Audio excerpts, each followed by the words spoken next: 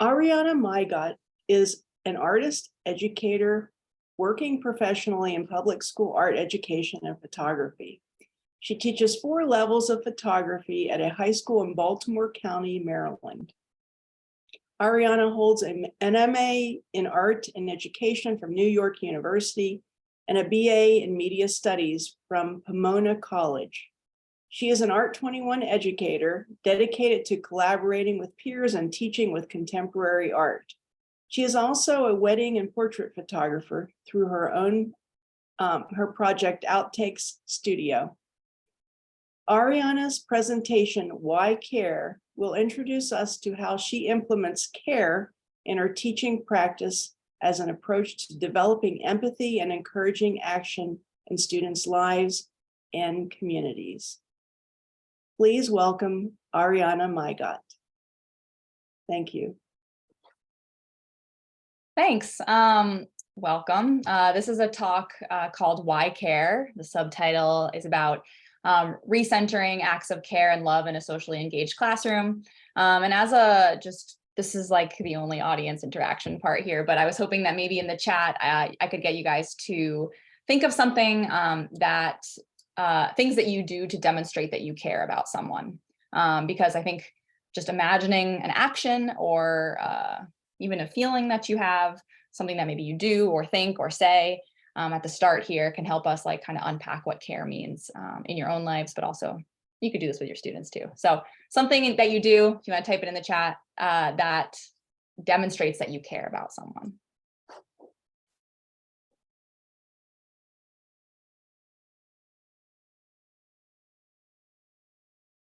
I know there's only a few of you here, but also anything that pops up there is going to be useful to others. Amazing. Look at this. Okay, cool. I'm just going to start reading out loud, using caring words, making space and time at the beginning of class to share or vent or talk through the week. So like giving people space to kind of like reflect or express themselves, what's going on. Listening, absolutely, not just speaking, but also taking time to listen to others is absolutely a way of expressing or demonstrating that you care about someone.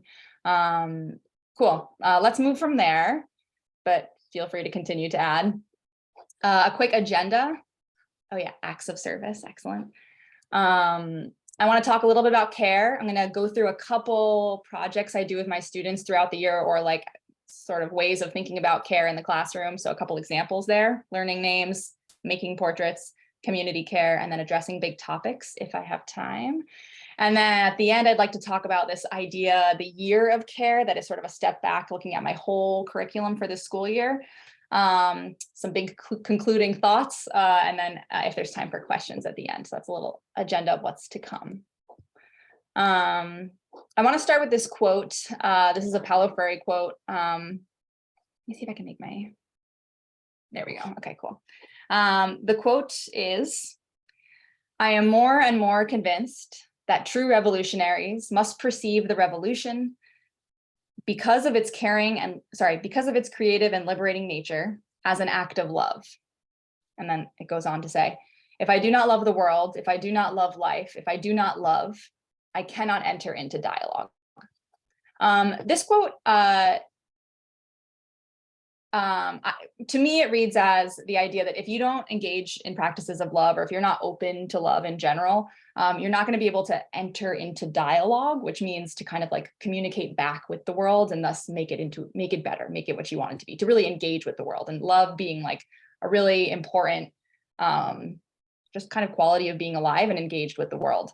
And in general, the idea of love as sort of like an essential understanding, really, to use like pedagogical phrase here, is only something that I came around to somewhat recently. I think I definitely thought of the word of love as like very sugary. I wouldn't consider myself to be like an extremely loving person or caring person. If I were to reflect back historically, I probably like have and am a loving person, but it wasn't something I like super self-identified as until the last couple of years. And really during the pandemic, I sort of landed on this idea of love as being really important to very directly talk to students about, as a way to like kind of talk about what's going on and how like kind of messed up everything feels. And the way that it felt like so many people were making choices that were actively hurting other people, especially like the first year of the pandemic.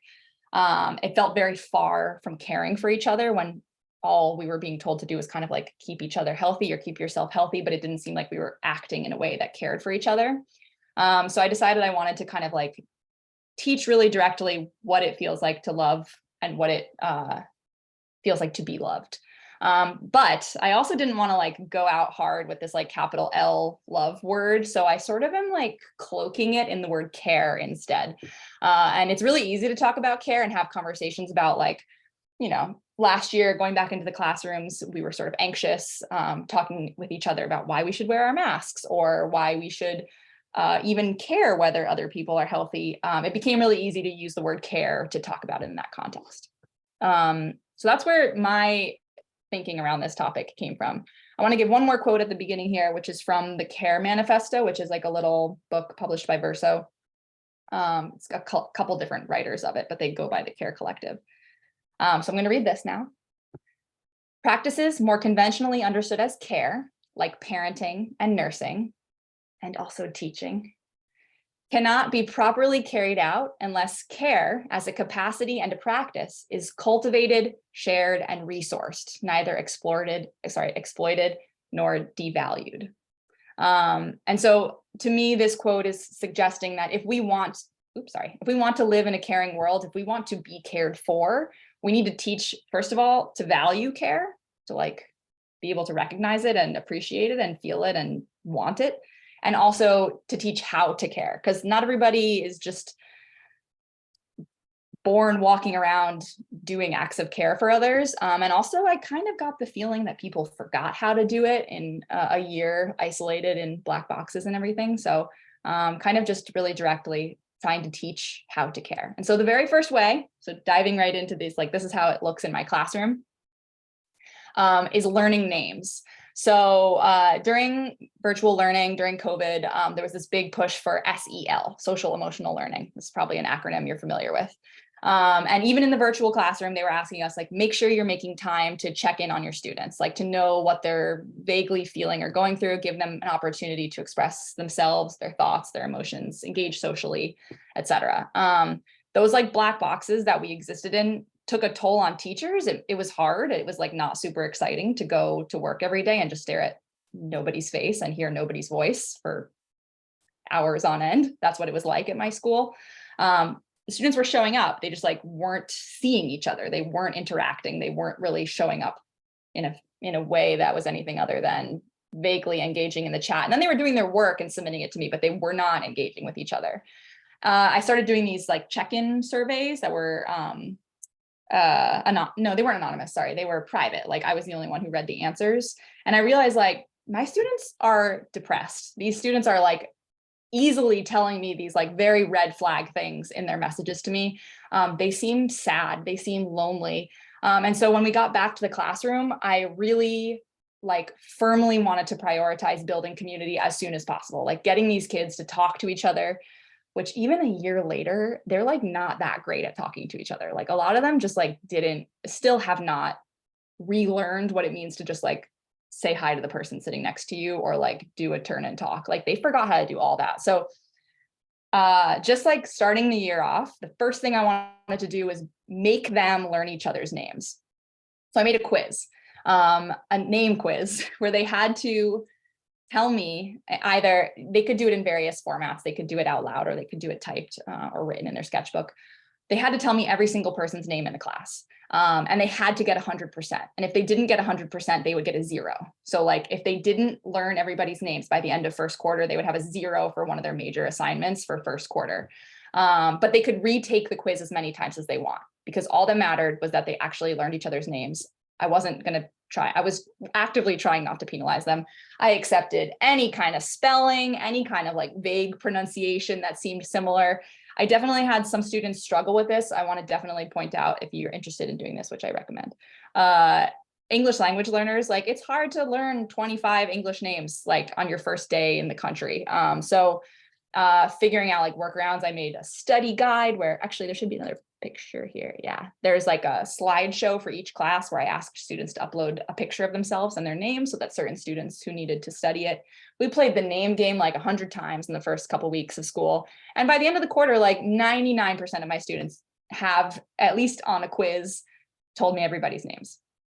The all or nothing part really mattered to me because I didn't want it to just be certain students getting their name known. I wanted all of my students to be able to leave my classroom at the end of first quarter and then also at the end of the school year, knowing that at least 25 people or 29 people, depending on the class size, know my name. I wanted them to feel that that was a truth that they were leaving my room with, that they were not a nobody in the hallway, that people knew their face, knew their name, and they could talk to them. So that's where I started the school year.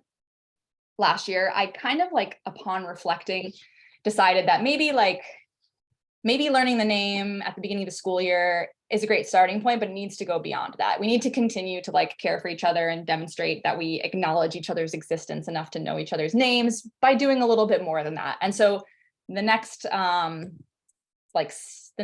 activity that I want to go over with you guys is a portraiture unit that I taught. This is an example of a unit that you can do. You can kind of like make this work for any portraiture unit. I think it's really easy to adapt to like key care principles that I'm going to tell you in a second to anything where you're trying to make people make art of each other. And there was a presentation that I gave with my colleague, Jonathan, at the Art21 Institute this past summer about portraiture as an act of care, and the act of making a portrait being a process that you go through that demonstrates that you care for someone. And we both just found it to be like a really positive and energizing experience for ourselves, but also for our students. And we did it totally separately. And then we sort of like realized we were both doing it in our classrooms. So we came together and gave a presentation about it. I'm going to share my unit here about making a portrait as an act of care. And then I'm going to give you a little snippet of something that he did also that I think is brilliant. So I also haven't mentioned yet, but I'm a photography teacher. I don't teach like drawing and painting. All of my courses are photography. This is in my advanced class. We do a environmental portrait unit. The essential questions of the unit: who do you care about? How do you demonstrate care? And how can making a portrait be an act of care? So those three questions are not the questions that I first taught this unit, or like multiple years in a row taught this unit, really just trying to assess my students' abilities to make a nice, clean, technically strong environmental portrait. But then this past year, when we returned from COVID, in an effort to sort of address care head on, I just changed the essential question. I changed the objective of what I was trying to teach. I didn't throw away the technical stuff. I still taught all of that, but I actually was only really assessing them in like the majority, the bulk of their grade was whether they could demonstrate care through their portraiture. So I think that you can take any unit on portraiture and just put the technical stuff, like make it a little bit less, make it off to the side, teach all that stuff, but then assess for this idea of care. So here's the actual unit. My students had to make 2 environmental portraits. Sidebar, an environmental portrait being a portrait that shows the person and also in a space, in an environment. Doesn't have to be outdoors, but any sort of like room or location that then communicates something extra about the person or reinforces something about them. They're like situated in a context. So back to the slide. They had to create 2 environmental portraits, one of someone that you know well, that you feel close to, and one of someone you don't know well. Both portraits must demonstrate care for your subject, a willingness to know and understand a person. And we had just watched this Gordon Parks documentary, and LaToya Ruby Frazier is also in it. And so I alluded to like their practices of really trying to get to know their subjects and how I wanted them to do that as well. And the idea is to show the humanity of another person, including the people you don't know well, including the people you know well and those that you don't. So this idea of extending care to the stranger, not just to your loved ones. So this was a slide from my unit. So 1, we're going to demonstrate authentic care for your subject. How? We'll figure out. And then 2, we're also still making strong technical works. We're going to practice all the stuff we've been doing with the cameras. This next slide has all of the stuff that I still was asking them to learn. Like we did each of these like a day per, basically, like a day on shot size and aspect ratio, a day on making sure there are parallel lines that are vertical so your angles aren't slanted. Cohesive color palettes we were really conscious of. We talked about Roland Barthes' concept of the punctum, which is like kind of too high level for them, but some students latch onto it and enjoy it. And also some like technical editing stuff using camera raw files, a workflow in Adobe Lightroom. Like there was a ton of stuff for them to learn here. But I kept bringing it back to care. I didn't want them to get lost in the weeds of the technical stuff of this unit. I kept bringing it back to, how does your portrait demonstrate care? And so I paused like maybe 2/3 of the way through the unit. Some of them had done some of their pictures. Some of them had like not quite finished the photo shoots yet. And I said, what can you do like now? What have we already done? And what can we still do to demonstrate care in these processes? And so the next slide, so don't be overwhelmed, but there's a lot of words on it. This is the brainstorm from class. And so I just like highlighted some in blue. The way that I do this in class is I'll have this question on the top of the slide, and then I'll be asking them out loud, but typing as they answer. So these are just like more or less verbatim what the students said. So this first slide is, what have we already done? Like what's in the past from this unit? What have you already exercised through your photo shoot or something else? So the first thing here, spend the time to get to know the subject better. That was done like through interviews or through like hanging out in class together. Show the subject photos during the photo shoot, like show them the back of the camera, see if they like how they look. That would be a way of demonstrating that you care enough, not just about your photo, but you want them to like their photo. Ask them how they like to be photographed. Some students are very particular about the angles that they like to be photographed from. Respect that if you want. Spend time on the shoot. If you just be like real quick, like it demonstrates to your subject that you're not like super invested in the way it comes out. Warn them in advance so that they have time to prepare would be a way to express care for your subject. And what's this other one? Show that you thought about the way you were representing them in advance. So like basically like demonstrate through language or through the choices you're making, having a plan, showing up, seeming like you're ready. That all demonstrates that you actually care about the way this is going to come out and thus care for your subject. And then I asked them, what are the things that you could still do? Those of you that have not completed this project yet, and none of them had like really edited yet. So what can you do? Spend time and energy on the final edit. Send the digital files to your subject so they can use them on the internet or whatever students do with portraits of themselves. Gift them a physical print. Thank them. You could retake it or reshoot it if they hate the picture, asking for permission before you post on social media. These are the ideas that my students came up with. And I asked them to like pull from these brainstorms and act on it still. Like you still have time to demonstrate care. These are some of the portraits that they created. These are all from last year, I believe. Some of these are strangers, students in the hallway that they didn't know.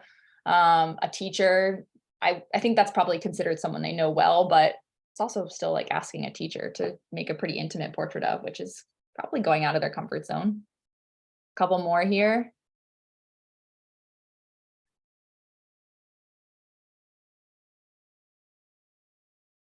Different locations.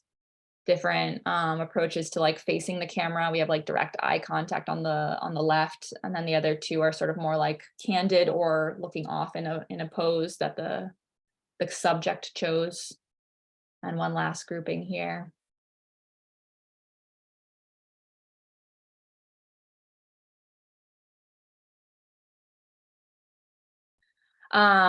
And so then I just wanted to talk about assessment really quick, because that sometimes gets lost in discussions like this. I use a rubric from my county, and the like first category, which is, I feel like it's like 70% of the grade or something, is just whether they met the criteria. And so I just made the criteria about demonstrating care.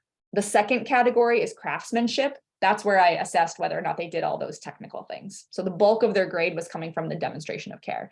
The way that I assessed that, kind of hard to see in a picture, is through the artist statement. I asked them to write an artist statement at the end. If they can explain how they demonstrated care in a written statement, great job. I asked them to write a statement that says, what did you photograph and why? Tell me who, and tell me about the environment. How did you demonstrate care for your subject during the planning, shooting, editing, or presentation stages of creating? And then describe the choices you made throughout. So in their statements, here's an example of one. And I'll just read a snippet of this out loud, because I think it's a great example of like, you can't see this in the photo, but there's so much care being enacted through this project. So like about halfway down through the introduction here, the reason why, also there's a lot of typos here, so I'm gonna like kind of smooth it out a little bit when I read it. The reason why I wanted to take a picture of my subject, Kayla, was because I know that her mother recently passed away and she talked to me about all the stuff that she's been through since her mom passed. So to make her feel loved and to let her know that she is still loved, I took pictures of what she and her mom loved the most, dancing. I made her go deep into the dance poses and also reminded her of how beautiful she was while dancing. I wanted to shoot it in the auditorium because I wanted her to see that in every situation, no matter how many people are looking at her, she always has the spotlight in life and that she has the most beautiful soul and she is noticed. Just like so thoughtful. And this is not even, this is the one that he did for a person he doesn't know that well. This is just a girl that rides his school bus with him. His I know well portrait was of his grandmother, which was also beautiful. So just like really deep act of care through the act of making this specific portrait here. This is one student who was like touched by another student's act of doing a school project. And that made me feel like this whole thing was worth it. These are now examples just like from the slides that my colleague Jonathan Dweck made with his students at Grant Park School. He has them, he doesn't teach photo, he teaches like a general art class. I believe this is from like a general art class. His students were making various types of portraiture. This is a drawing here.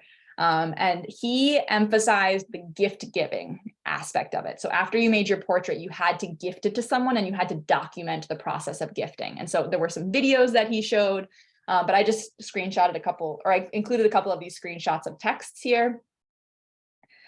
With this like portrait and somebody saying, I made this for you because you are one of my favorite people and I wanted to draw you because I thought it would make you happy. So I hope you enjoy.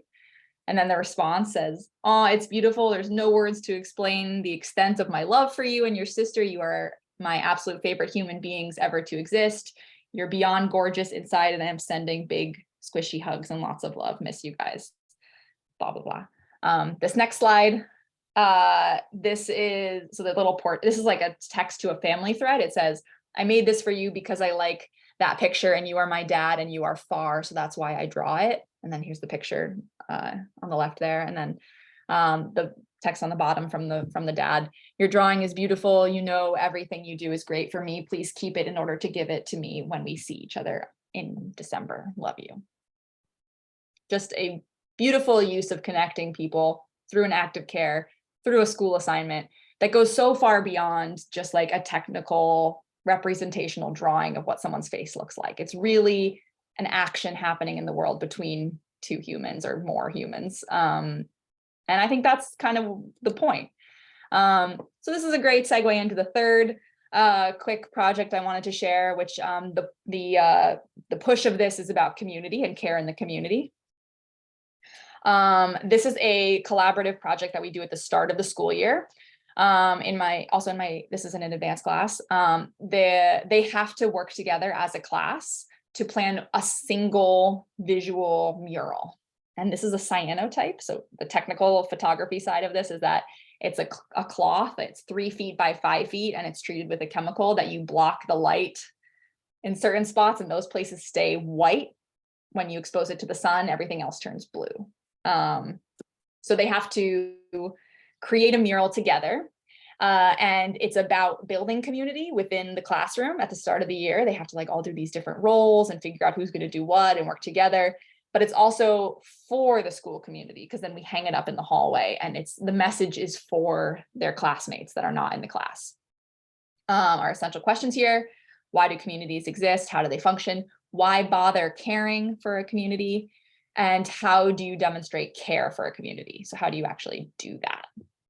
This one on the left, this picture was completed last week. This is from one of my advanced classes this year, who the topic that they chose was about like mental health awareness and trying to like make sure their classmates in the school that are struggling with anything really, that they know that it's okay for them to be going through what they're going through. And they came up with this slogan, they voted on it. They also did visual research to come up with this image of the head kind of exploding. Then some people like did the cutout of the head. Other people went outside and gathered plants. Those are like leaves and flowers that we found outside, and then some other little like iconography to put on the cloth. Some students gathered all the letters Some students sketched the composition. It was really it's really a collaborative project, and it's kind of beautiful to watch it come together, although it can get tense. This is one from last year. Pull your mask up, shoddy is a quote from our mayor, Brandon Scott, that went kind of viral last year, from like what's it called when a politician it was from a press conference, and he said that on mic to his friend in the crowd or something. So we used that quote for one of the ones. So that class on the left, they decided that the message that they wanted to share was about keeping each other healthy and encouraging their classmates to keep wearing their masks. This is from October 2021, last October. The actual directions here, I should mention what they have to do. They have to brainstorm, research, sketch, plan, prep all the materials, and execute a single 3-foot by 5-foot mural as a group using the cyanotype process. These are the important considerations I tell them right up front. You're going to have to work together on this mural. So you have to decide who's going to do what and how will we decide what to make. This mural will hang in the hall for our community to see. So what does our school community need, and what should we use this space to tell them? So we spend some time talking about what do you think the building needs? What do your classmates need to hear? What do you need to hear? What can we use this space to communicate to them, so that they have what they need? And then your only supplies are a piece of cloth treated with cyanotype material and light. Those are the materials that create the artwork. So they have to decide what to use to block the light. And that's the tricky technical part for them. Some more examples to come from this unit. The one on the left is also from this year. The one on the right is from last year. This one on the left was actually a pretty challenging classroom moment for me personally. My students this year in this class decided that they wanted to make one about acceptance. That was the overarching topic. I should make sure that yeah, my students aren't here. Okay, good. That the topic was acceptance in general. And a lot of the class identifies as LGBTQ, and one of the students wasn't participating, and I went over and spoke to her, and the reason she wasn't participating was because of her religion, and that her religion is actually actively does not accept LGBTQ people. So it was actually really challenging for me to figure out how can I make these students all work together. They have to collaborate. I can't, the whole point is that the whole thing I'm assessing them on is collaboration. I'm not assessing whether they can make a cyanotype or not. That was the previous minor project. And so I can't let this girl fail because her religion doesn't allow her to work on this collaborative message. So as a group, we had to have this big conversation about tolerance and acceptance, and what does it mean to just tolerate or to sort of more embrace a group of people? What kind of message can we come up with where the actual text we could all agree with? And so this is what they came up with: do what you want, don't hurt anybody. And they put all of our pictures on the edges. We are going to be fine really came from a perspective of trying to acknowledge last year that everybody was, it was a tough time, to put it mildly, but that the students were resilient and that things were going to be okay. The students who designed that one really were I think kind of tired of being treated like their generation was never going to be the same, which I understand. And I do think that they maybe will have to, they are permanently affected by the things that they went through while being in high school during COVID. But at the same time, they wanted to express strength and resilience and stand up for how they were okay together. And so they made that one to share that with the student body. Just a few more here about another message of positivity: be happy, be healthy, be you. Very positive. The one on the right is about acceptance of all these different groups. It's the school I teach at is the arrival school for students coming from out of the country. So we have an enormous immigrant population from basically everywhere. And so these flags literally represent people that were all in that class, from Jamaica to Egypt. And then also LGBTQ and the Piscataway native flag on the bottom left there. Okay, so that's that one. I think I'm gonna share this last unit here. I clearly must be talking really fast because I thought I was going to run out of time. So I apologize if you can't hear what I'm saying because it's just so fast. I'll slow down for this last one. addressing big topics meaning could be current events or vaguely political or social justice oriented, could be more personal, but topics that sort of like resonate on a different level with students or out in the world beyond the classroom. I do this unit called Art and Text. Historically, I threw in the care for last year. It's something that came out of a previous unit being reframed with care. This is a project where my students are asked to combine photography and text to communicate something about a topic. In the past, it could be, I just said topic, you know, this is basically what could be like the social justice unit. If you want to act like everything I do isn't like vaguely steeped in social justice, and there's just like one unit where like a kid is making a protest poster, this would be that unit. And so if you have like a protest poster unit or whatever it is, that's like more like the directly socially engaged topic unit. If you just, instead of saying that, you just say a topic grounded in care. That's the phrasing I came up with this year and tried to unpack with my students, is that whatever topic you pick, it needs to be grounded in care. It needs to care about someone or something and demonstrate care.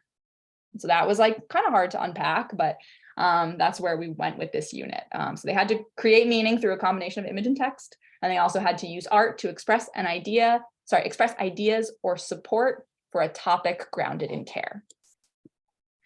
They had to plan, research, develop, create a series of artworks that incorporate text and photography in order to comment on the topic you care about. These are the points about selecting your topic. It must be grounded in care for others. It must be important to you for some reason, and it has to have stakes.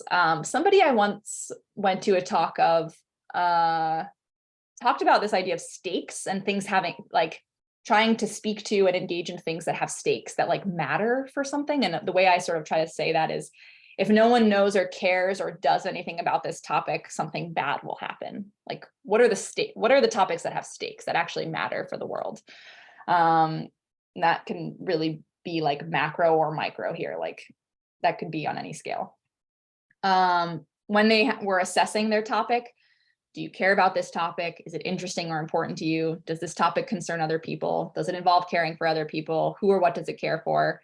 And once they've chosen the topic, they have to come up with what they actually want to say about that topic, which is challenging because some students will just choose a topic like reproductive rights or like abortion. They'll just like say, that's the word, that's the topic. And then it's kind of hard for them to figure out, what do I actually want to say about this topic? I don't just want to say that it exists. Police brutality, it exists. But like, what do you want to say about it? And that is one of the challenges of this project. But some of them have been like really thoughtful, and it's okay if it's not like a super direct message and it's just sort of starting to dabble in addressing something that meets the criteria for me. This is one from 3 years ago, in 2019, during the like presidential crisis in Venezuela, using a Venezuelan classmate as a model in this picture, combining text and image from newspapers. These are a few from last year about various topics like mental health. The one on the left about school violence, shooting specifically. Violence in school is not normal, with a student like hiding under a desk. And this one on the left says, "We are just children. We do not have necessary strength to get ahead. We need help." Was such a powerful one for me. I think kind of because I didn't really know what the student was going through or what exactly she was saying was her topic. And then mostly because of a language barrier, like she's a Spanish speaking student. I had taught her, this was my second year teaching her, so she had been in the country for 2 years or so, but still it's hard to communicate about big topics like this, not in your native language. And so it ended up being sort of about like care for children and child abuse and child neglect. But it didn't even really click for me until I saw the artwork. So just an example of getting to really express yourself when you are given the opportunity to make work, and the potential of it when being asked to use text in artwork is so powerful, I think. The one on the right is about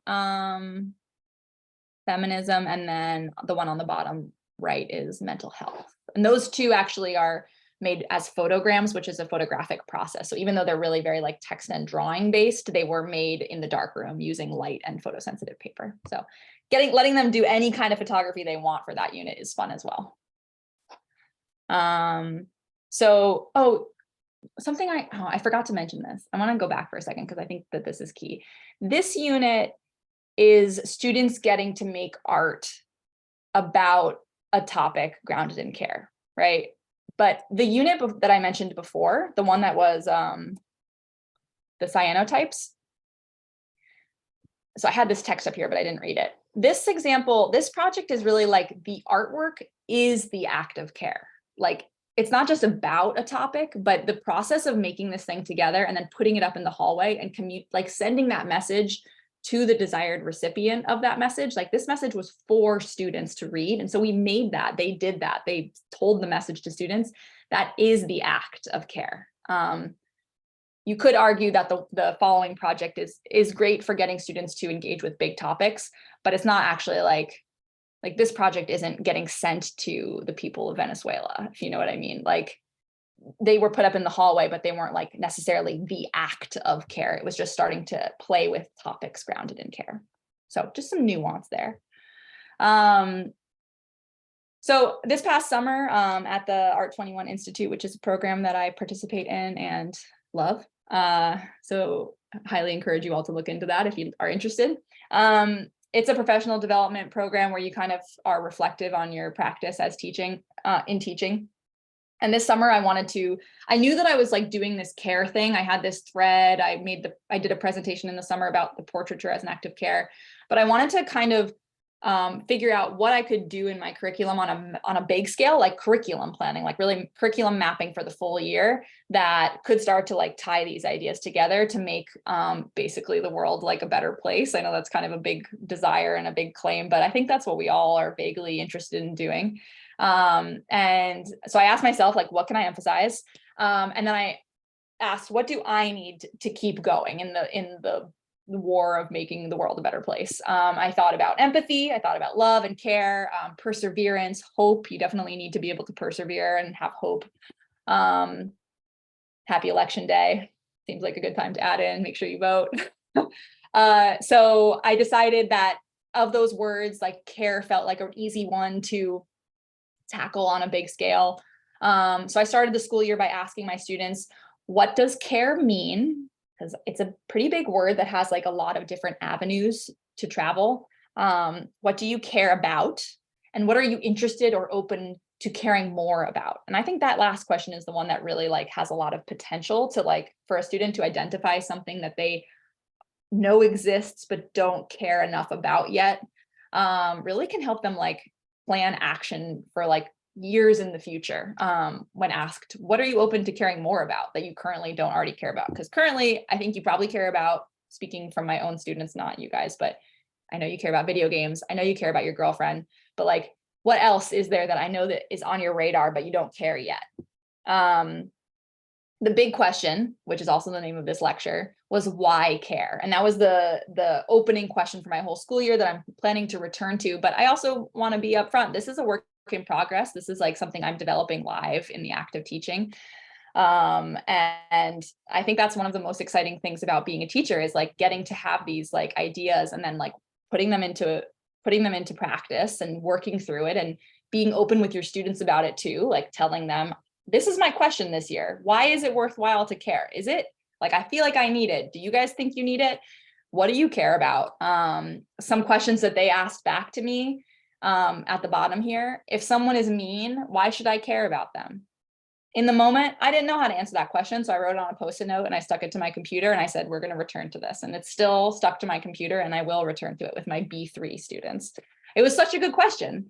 And we weren't ready to unpack it on like the second day, but I'm hoping that over the course of the year, we like are getting to that place where we can really engage in topics of care like that. What if we don't care about anything? Like that is extremely common with high school students, is like a level of apathy that you might sense from them, or that they think that they are apathetic or think that they don't care about anything. That's another question that came in that it was like, let's stick a pin in this and work through this. And let's see if it's even true. Like, do you actually not care about anything?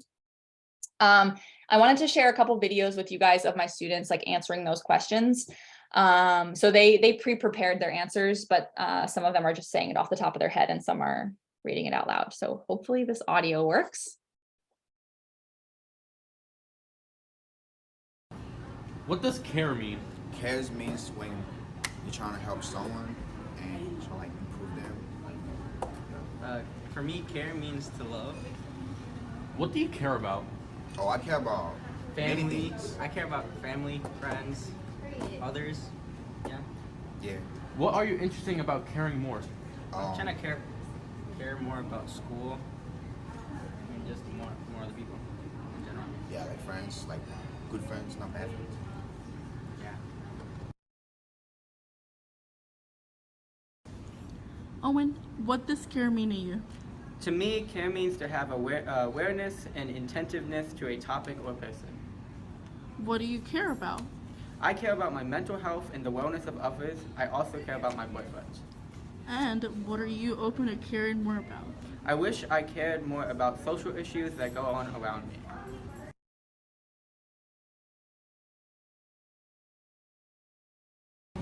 Hey Tori, what does care mean to you? To feel something sentimental towards someone or something. What do you care about? My friends, my family. And what do you want to care more about? Other people's mental health. Care means to have compassion for something or someone. Why do you care about? I care about my family and friends. What are you interested in caring about more? I want to care more about like what's going on around me.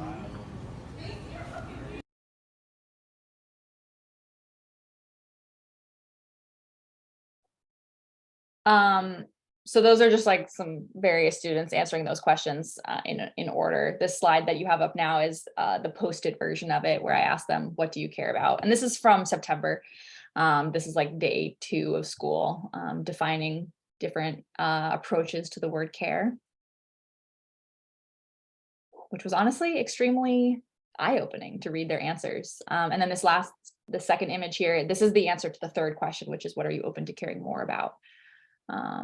Things like photography and my job and the planet and skincare and friendships, just like everything across the board. Some of it was quite funny also, but really thoughtful. They really engaged with the question. I think it was like rare for them to be asked, what would you consider caring more about? So here's a look at my curriculum map for the year, just like as simple as I could make it for this slide. In my photo 1 and 2, these are some of the unit titles. We just are finishing Care to Look, looking carefully. The self-portraiture unit will be framed as care for yourself. Some portraits, like a double exposure, will be about loved ones. Then later there's like caring for the land through landscape images, caring for the past and the future.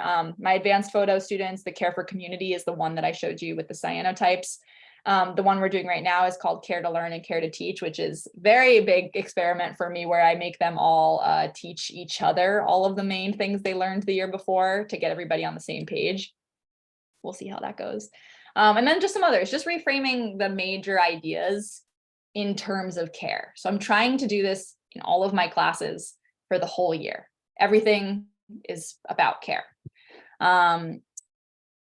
So as I wrap this up, some next steps, if you guys want to like take this into your own classrooms, thinking about how you can integrate care into your own curriculum. I encourage you all to go out and make art about and of people and topics you care about or love. And to make your students make art about or of people and topics in order to acknowledge, experience, and or demonstrate care or love for them. And then I'm going to close on a quote here. This is a bell hooks quote. This is sort of where I'm getting into the stakes of why I think this matters so much, if I haven't already made that clear. So here's the quote. The absence of a sustained focus on love in progressive circles arises from a collective failure to acknowledge the need of the spirit and an overdetermined emphasis on material concerns. Without love, our efforts to liberate ourselves and our world community from oppression and exploitation are doomed. As long as we refuse to address fully the place of love in struggles for liberation, we will not be able to create a culture of conversion where there is a mass turning away from an ethic of domination. There's kind of a lot to unpack there, but the idea here is that like you need love, you need care, you need to know what that is and how to do it and to truly experience it and feel it in order for you to ever succeed at this culture of conversion or like getting people to agree with you, like coming to a consensus about something that you feel like really matters. COVID, in that book, the Care Manifesto, they talk about COVID, because that was written like a year ago. They talk about COVID as a global rupture. This word rupture, like a breaking point. And sometimes ruptures are followed by radical progressive change. For example, after World War II, when there was like a big movement towards like welfare, like the growth of the welfare state in the United States. But sometimes they're not. Sometimes they're followed by like really conservative influences or movements. And so like we're still kind of in the middle of finding out like what happens after this rupture. And for me, I'm kind of trying to take an optimistic route that if I can talk about and teach care explicitly in my classrooms and then shift that towards love, try to make it a little more explicit as the year goes on, I can personally help ever so slightly create a more empathetic and a less apathetic society here in Parkville, Maryland. And that seems very small, but I think that it can grow. And I think that feeling care and demonstrating care and experiencing it with people like grows exponentially. I don't necessarily think that like, this is kind of how I'm justifying it, is that my classroom is probably not necessarily going to make every student go out and like do community service projects for the rest of their lives on the weekends. Like that's unrealistic, but I do think that they are probably more likely to do small acts of kindness or like small moments of caring for each other. As we get into like caring for the land unit, an idea of like appreciating the spaces around them, not being afraid of acts of love, not thinking like love is necessarily like a creepy or bad thing, but that it could be something as a way of life, not just like a romantic love, but thinking of every relationship as a relationship of love. Acknowledging each other's humanity as often as possible by just bothering to learn each other's names feels like it could really spread out in their experiences outside of my classroom. And, you know, hopefully they will register to vote and one day choose politicians who also practice a politics or policies grounded in care as well. So that's kind of how I hope that teaching care as loudly and explicitly as I possibly can in my class this year can move beyond my classroom in their futures. So that's the end of my talk here. I did put my email on the right there. I also have a classroom Instagram, Mygatt Photo is the handle, where I post student work and engage with teachers. So feel free to reach out if you ever have any statements or questions about ideas of teaching care. Thank you so much, Ariana. Does anyone have a question that you'd like to ask?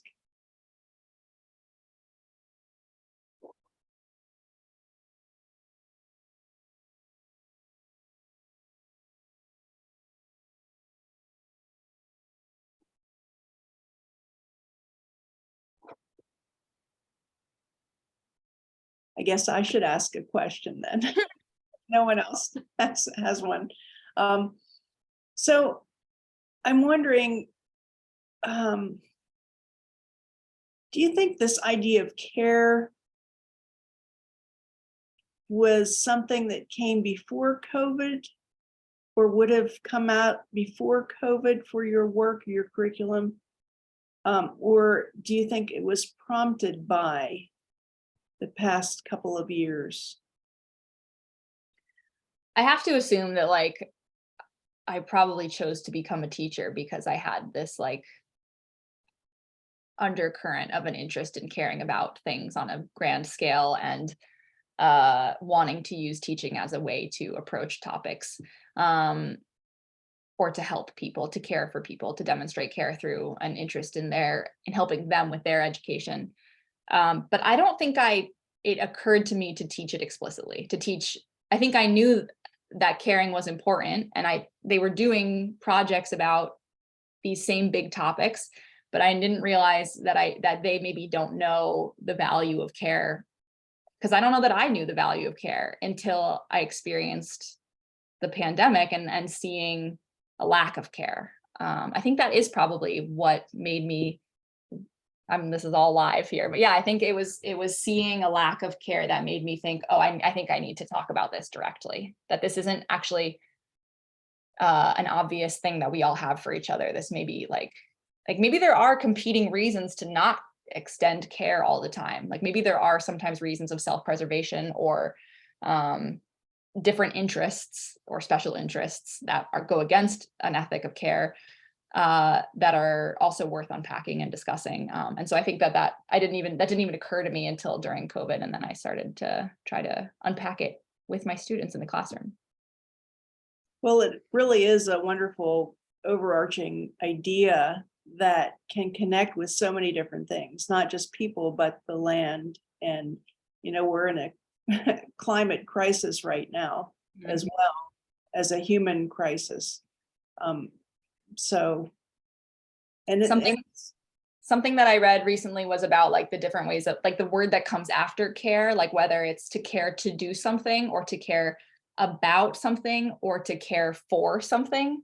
And so all of these different phrases kind of opening up different potential for thinking about care, but that they're also interconnected also. It's nice to bridge them.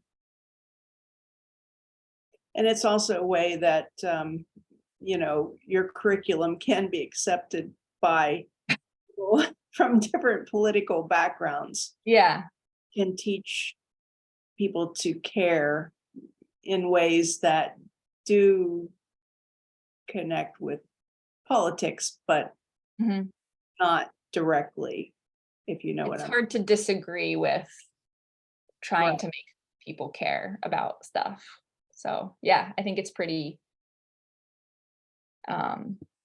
good in that respect. Like I don't want to have a classroom that feels too progressive or liberal necessarily. I don't want people to feel uncomfortable in my classroom. Not all of my students are from the same political background as me. I want them to feel like they could explore their own interests and hopefully come and land on beliefs that express care for like the greater good of humanity, wherever that is for them, which hopefully lines up with mine. Any other questions?